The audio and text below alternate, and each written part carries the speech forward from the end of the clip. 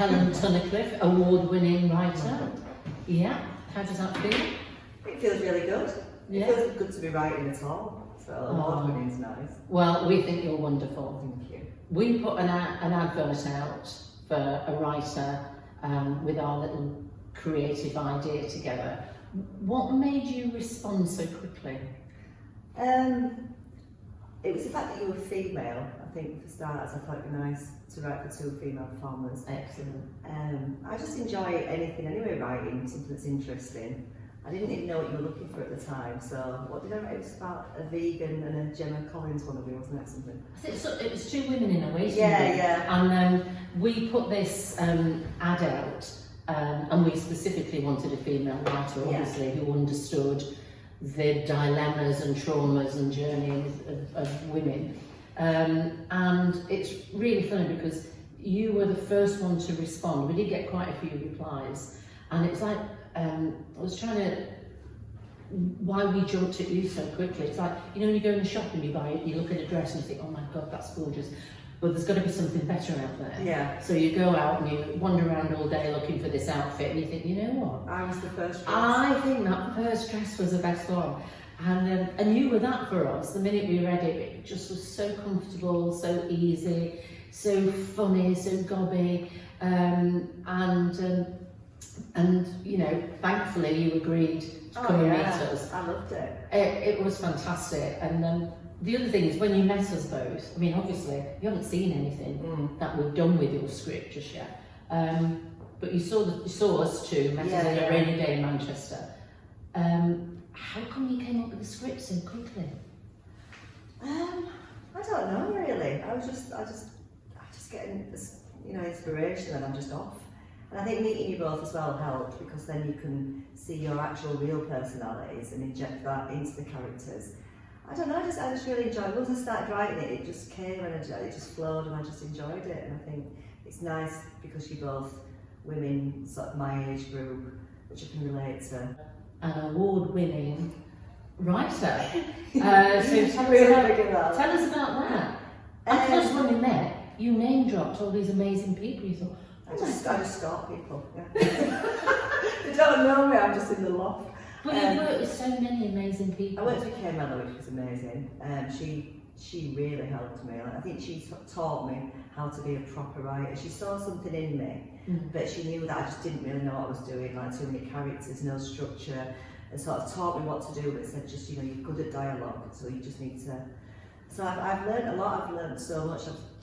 Shane Allen at the BBC sent me like really good emails. He's like head of comedy, so I've been very lucky that a lot of people have taken time to give me help and advice. So I do feel now that I am a better writer for all this help that I've had. Because the help I've had from people in the industry, you just couldn't pay for. I'm just so lucky. Tell us some more names. Colin McEwen, he's read my stuff. Russell T Davies. Russell T Davies has read my stuff. Just plot that. You know, just throw that in there. I've had some advice from Lauren Smarks, who's a famous writer. Jimmy McGovern? I did a writing course with Jimmy McGovern. Fell in love with him a little bit, yeah. Spent a week in the country with him drinking wine and writing. I'm right. Yeah. Oh, you just sit right. Just a little bit to do with the writing.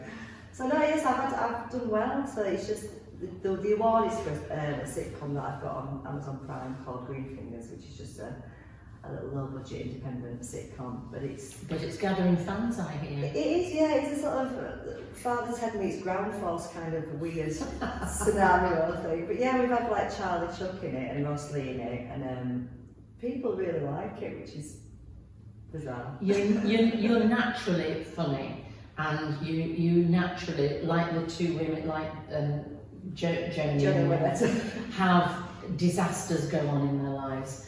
And you come up, you are a person who attracts disasters. Oh yeah, honestly. But you write it in such a hilarious way, and it's not set out to be funny. It just is funny. Just I think that's what we do in this country, though. Even when life is terrible and the worst possible things have happened to you, we just somehow in this country have a way of trying to laugh at it. Because if you don't laugh, you're going to cry. Yeah.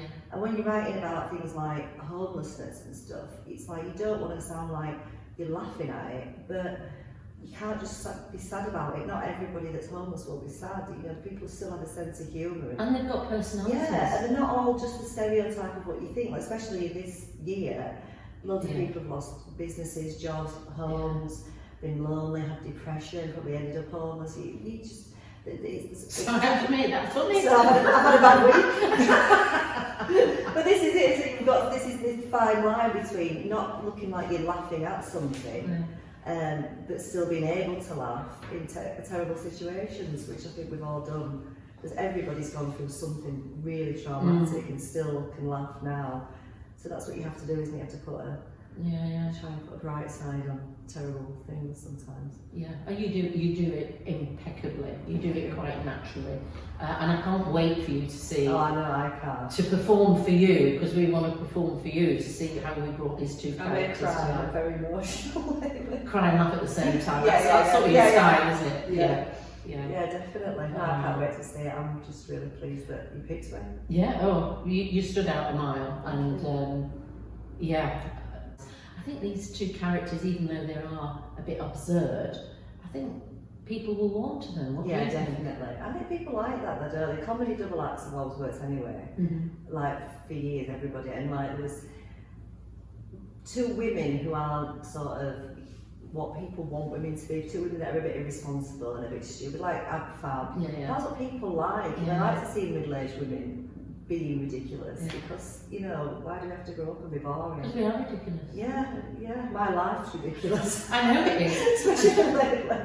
So no, I think there's too much in these two characters just to be in a show. I think there needs to be a series. I think there's a lot more that we need to learn about them and find out about them and see them develop and how their friendship makes them stronger as people. So I do think this has got legs. It has got legs. Definitely. Yeah, well, we're right at the beginning of starting running, but the energy between Emma and I is electric. Oh, I know. It's like, let's start. So we're at that point. Yeah. It's exciting. I just want to see it now. I want to see from words to vision.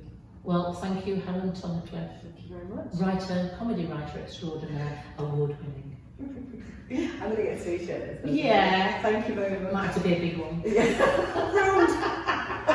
Now I need to put all the words on. That was all that like lockdown.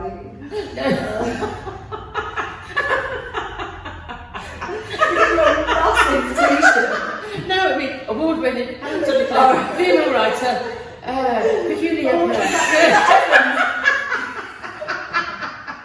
Can you get me a size t-shirt? No, I wouldn't.